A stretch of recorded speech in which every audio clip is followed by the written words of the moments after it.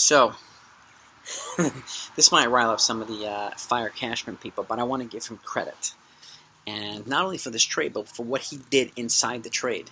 And he does this a lot and never talks about it. And nobody ever does. The Yankees are so tight-lipped that you don't know what Cashman is doing or what they do in general until it actually breaks. Like, nobody knew he was going to trade Cessa and Justin Wilson the other day to the Reds. And he did. And we still don't know what the return was. We don't know what they got back. So we know the trade is Joey Gallo. And now it's Joey Gallo and Joely Rodriguez. It was initially Gallo and John King, a little bit more of a younger, more dynamic reliever for 6 players coming back. But now it's Gallo and Rodriguez for 4 players coming back. Okay, 2 of which now are in the top 10. I think it's 6 and 8. And then the other 2 are between 20 and 30 on their prospect list. So, a little bit more of a robust package, but not as deep. That said, the details that Cashman pulled off inside the trade were what kind of makes it. This is where he works his magic, and like I said, he never talks about it. He got the Texas Rangers to assume all of Gallo's salary this year and Joely Rodriguez's salary for the remainder of the year. Now, it's not a boatload of money.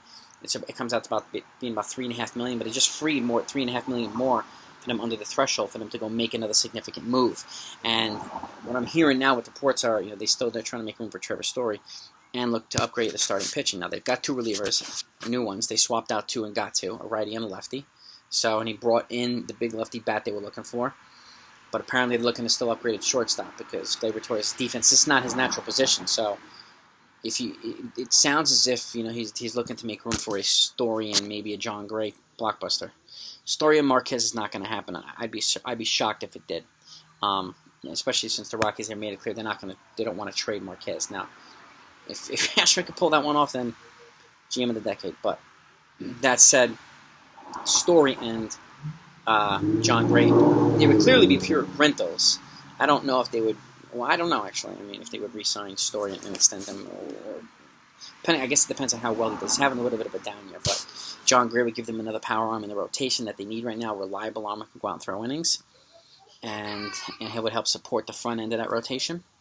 Now, Jose Barrios would be. I would love for them to get Jose Barrios if they did that. Like a Barrios and a Max Kepler would be over the top, but that would definitely take them over the threshold. And I don't think Hal wants to do that. If they can somehow figure out a way to not get over the threshold and get those 2, Cashman's a DM of the century, not the decade. But that said, it sounds as if he's maybe working on a Story and John Gray. So in which case Story would move to shortstop, Gleyber Torres would move back to second, his more natural position, DJ moves to first.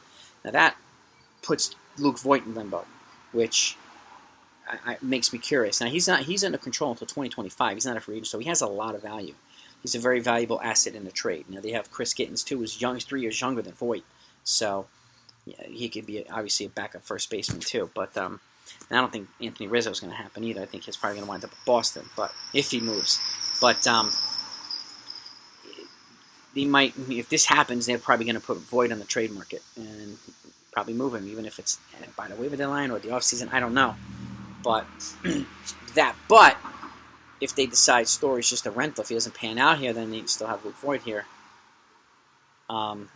Things they could shift back to positions, or they could still move things around. They could move DJ to third, Gio to shortstop, and Torres to second. Like they could do things. So, and it would be better defensively. But Story's going to make them a much better defensive infield if he comes here. It'll be more athletic, and who knows how offensive production, what his offensive production. He'll be in a hell of a lot better lineup, but let's see how well he does in a better lineup away from Coors Field. So, but the genius of this move is that he got Texas to pay both of their salaries, and he's done this sometimes as well. He's done this in other trades, or has gotten, if you want this top prospect, you got to take this big salary with you. Like he does, he always finds somebody to fleece a GM and get him by the gonads, and he does this. So that's where he works a lot of his magic. He doesn't usually do it at the trade deadline. He usually does it in the offseason. So I want to give him credit for that. Now, the work's still not done. There's still holes to be filled. If he brings in Story and a starting pitcher, makes the team better, and it's a pretty clear sign that they're going to go for it. And Colorado did already say that if you give a better package, okay, the better your package is, he'll be willing to eat all of Story's salary for this year, which would still keep them under the threshold, which would be crazy good. So I would look out for that over the next, we're about, 30 hours away, 28 hours away from the deadline. So there's going to be a lot of activity moving now. So, and I would keep an eye out. Cashman's got another move he's working on. And again, especially since we don't know what the return is from Cincinnati, it could be a prospect good enough to flip over to Colorado. I don't know. Because, Texas wanted 2 of their top 5s, right? They didn't get either. But the prospect from Cincinnati could be good enough since they gave him Cessa, who was a good reliever until 2024, and Justin Wilson. They gave him 2 relievers. So they could get one pretty significant prospect and then flip it over to Colorado and then just add from what the Yankees have in their stable to get Story and Gray. And again, these guys are pure rentals, so they're not going to get a ransom anywhere. So, but wanted to give Cashman credit for that because it's the little things he does like that go unnoticed and unappreciated. And he can be frustrating too. I get it. It frustrates me. Frustrates a lot of Yankee fans, especially when to me, he's the GM that when you think he's going to do something big, he does nothing, and then when you think he's going to do nothing, he does something big, and he's doing that right now.